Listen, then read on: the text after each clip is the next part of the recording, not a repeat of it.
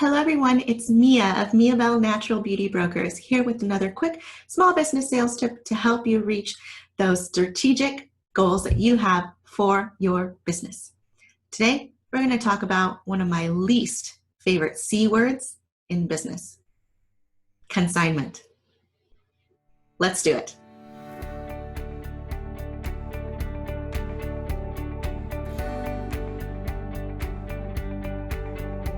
So it's my big belief that when you enter a wholesale relationship, it has to be mutually beneficial. Consignment can actually put a few different monkey wrenches into the relationship. Of course, I understand that there is a time and place for consignment and that it's going to come up, especially if you are a really new brand to the market and you're just starting to build your retail presence. You really need to get your foot in the door into some places. And in order for them to see if there's demand for your product, they ask you to get on consignment. Of course, there's also the other situation where you may be bringing something completely new, a completely new concept to the market. And consignment is asked of you in order to have proof of concept, to really see if your idea is going to fly at that particular retailer and if it's something that's going to be demanded in the market. Now, if you do find that you're going to go into a consignment relationship or it does come up, let me share with you the top do's and don'ts of consignment relationships so that you can feel like you have a sense of control and can definitely help move that relationship into a potential wholesale account down the line. You ready? So the first thing I want you to keep in mind when going into a consignment relationship is to not rely on verbal agreements, simply because people forget what is said. We're human. We're going to forget what is said. We're going to forget what the details were of the agreement if it's a verbal agreement. So definitely do not rely on verbal agreements. What you want to do is draft a written contract and have both parties sign on the parameters of the relationship, on the expectations of the relationship, where it actually lists out what is expected of you and what the retailer is expected to contribute as well. Now, if the retailer may actually have a consignment agreement that they're going to have you review and they're going to have you agree to, or review and maybe offer any changes. That's great. If the retailer doesn't offer you a contract, please create one. Work with someone in a legal capacity that can create one for you. I'm sure there's some online templates that you can look at to base yourself off of, but I really do think that you should have maybe your own standard in your back pocket that you can implement or utilize if there isn't one in existence already from the retailer, and definitely seek legal advice on the different things that you can put in there. So one of the other don'ts that I really want to make sure you have in mind is to not agree to rush or overnight fulfillment or shipping if your product sells out like hotcakes.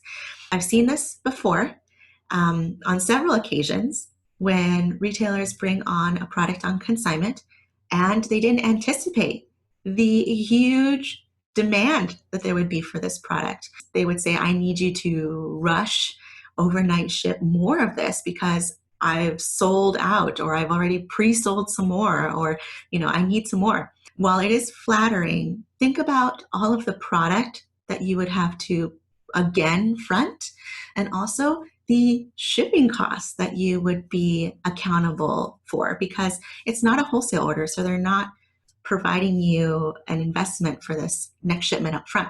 So one of the things that I encourage is for you to have a clause, maybe in your contract, that says, if it does come down to needing overnight fulfillment or shipment because their product is in such high demand and the retailer needs a quick order turned around, that the retailer becomes an automatic wholesale account, and that next reorder, that next urgent order and orders going after, because you've proven that there's demand for your product, becomes a wholesale account, and that becomes a wholesale order for you. And also something that I would really suggest to have a clear understanding of how you will fulfill on consignment is to put down your lead time that you need to fulfill a general order. So if it's 7 to 10 business days, put it there. If it's 10 to 14 business days, which is typical of indie brands, handcrafted product brands, put that in there too, so that at least the retailer understands that in order to get more product from you, they need to give you that time to make that product and to ship it out and make sure that it gets to them safely. So just as I said, do have a rush overnight ship clause in the contract to protect you from fronting so much product and also fronting the bill of the shipping. The last don't is don't end the conversation without knowing what the consignment review period is. So when you enter a consignment relationship at first, the retailer has a specific period where they watch how you do.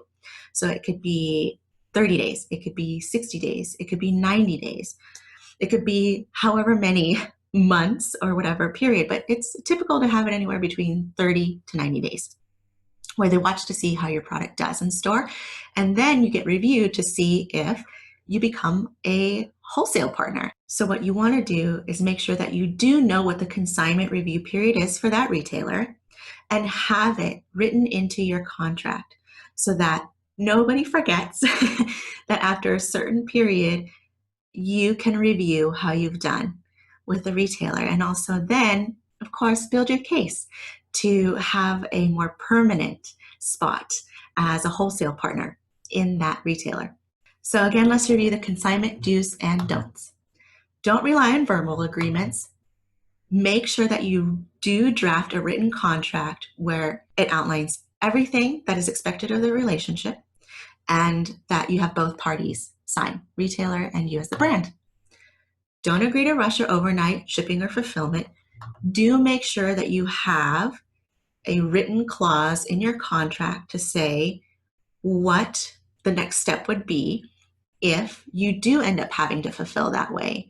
And also make sure that you include how long it takes you to put product together, make it, ship it, pack it, and get it to the retailer, whether it's 7 to 10 business days, less than that, or if it's going to take you 10 to 14 business days, so that you actually set those expectations right from the beginning and you're not caught doing something that's going to make you feel uncomfortable. And lastly, don't end the conversation without knowing what the consignment review period is. You really need to know what that is so that at the end of that review period, you can sit down with the retailer and see how you sold, ask them for feedback and see what you could do better. And of course, the main goal of that review period is to hopefully gain a more permanent space on their shelves and have the retailer become a wholesale ordering account. So again, there's a time and place for consignment. If you're new, just starting out, it will happen to you. It'll come up, and I definitely want to make sure that you feel empowered and also feel ready to take on that type of relationship. If you felt that this video was very helpful to you, please give it a like. Also share it with anyone that you feel would gain genuine insight from it. You can also connect with us on social media with the handle @MiaBelleBrands, and I will see you next time in the next video. See you soon. Have a beautiful day. Bye.